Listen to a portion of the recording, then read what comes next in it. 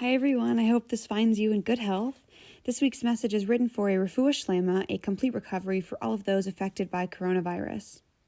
Welcome to Emunah until the sunset. Emunah, generally translated as faith, is more accurately described as the acceptance that God is involved in every minute detail of our lives. This week's Parsha is a double portion, Acharei, Mot, and Kedoshim. Acharei Mot, meaning after the death, is the first of the two Parshiot. Acharei Mot gives details about the conduct of the Kohanim, the priests, on Yom Kippur, the Day of Atonement. Kedoshim, meaning holy, the second of the Parshiot, gives many mitzvot, or commandments, including the famous line, "You shall love your neighbor as yourself." Ve'ahavta l'recha kamocha. So on a fun personal note, Acharei Mot Kedoshim of this year, the Hebrew year 5780, the English year 2020, is actually the 10-year anniversary of my bat mitzvah. Enjoy this little throwback photo. I wish I could find my Dvar Torah for my bat mitzvah because then I'd just send that to you guys. But unfortunately, I could not find it. So instead, I'm going to send some ideas that I heard from Rebbetzin Tzipora Heller of Neve Yerushalayim. So the second Parsha, Kedoshim, gets its name from the sentence that God says, "You shall be holy because I, Hashem, your God, am holy." Kedoshim to you, ki kadosh ani Hashem Elokechem. The word kadosh, holy, literally means separate or cut off. Are we only holy if we separate ourselves from anything that isn't holy then? Let's say that we live in a world where the most terrible, unholy thing you can do is be academically dishonest, cheat on a test or on homework.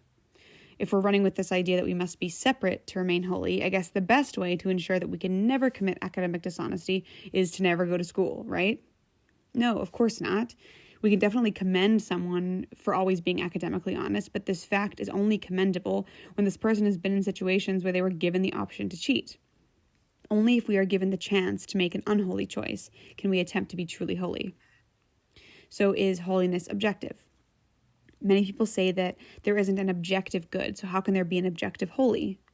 Some say that the objective holy is that which aligns with the will of God, which seems pretty clear, but how can we strive to be holy when we don't always know what the will of God is? Rebbetzin Heller shared that the opportunity to be holy presents itself when we're in a situation that doesn't have a yes or a no answer. Being holy isn't giving the right yes or no, but rather making a choice that isn't swayed by our personal reality. Holiness, then, is being able to get past anything that limits you as a human being, subjectivity being one of those things that limits. And we can release ourselves from the trap of subjectivity when we know enough Torah to guide us. For example, almost every single commandment can be transgressed in the name of pekuach nefesh, saving a life. So let's say it's Shabbat, a time when we're forbidden to perform any work, including driving cars, using cell phones, etc., and God forbid one of your family members needs serious medical care. If you don't know that pekuach nefesh is so major, you may waver back and forth and not know exactly what to do.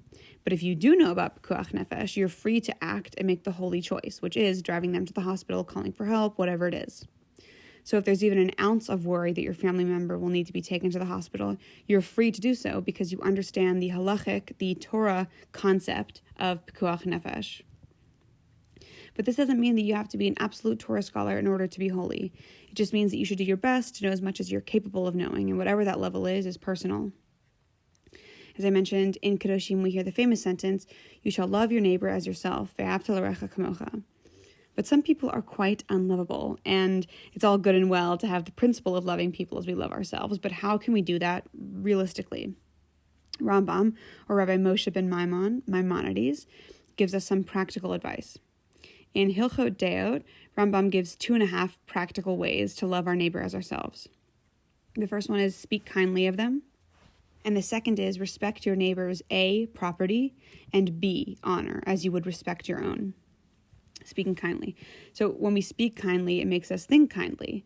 And speaking kindly shows that you feel mercy for others. We don't make choices, whether they're right or wrong, in a vacuum. And we make excuses for our own behavior all the time. So why can't we give other people the benefit of the doubt? When we speak kindly, it helps us to identify with others, recognizing that their lives are as complex and detailed as our own. So respecting others' belongings and honor. To respect someone's belongings is a simple exercise in empathy. If you're someone who likes to make purchases last as long as possible, treat others' purchases with the same preciousness. When we respect others' property, we're also empathizing with them and treating their belongings as if they're our own. And respecting others' honor is a similar situation. For example, if you would feel embarrassed by people seeing a silly photo or video of you, don't share photos or videos like that of others. When we respect others' honor, we're treating them as though their feelings are as important as ours, which of course they are. To sum both of those up, the way to love your fellow is by seeing yourself in them. So back to Kedusha, holiness. Kedusha is not about a physical separation, but rather a conscious separateness, separating mentally from what keeps us from being our best selves. And that requires connectedness, a spiritual connectedness to others. We love people because we feel close to them, and love is allowing them into your circle, thereby making it larger and more inclusive. Hate is feeling far or alienated from others, thereby making your circle smaller and disassociated. The 7th Lubavitcher Rebbe, Menachem Mendel Schneerson, was famous for actively choosing to focus on qualities in others that he could connect with, rather than the qualities that he didn't. This is an extremely difficult but amazing way to be, definitely a personal conduct goal. So now a little tidbit about Emunah to wrap it up. People are going to be different than us, and seeing that is how we learn and grow. And we can only hope and work for that kind of Emunah that allows us to recognize what each person in our lives is there to teach us. Shabbat Shalom. Thank you so much for listening.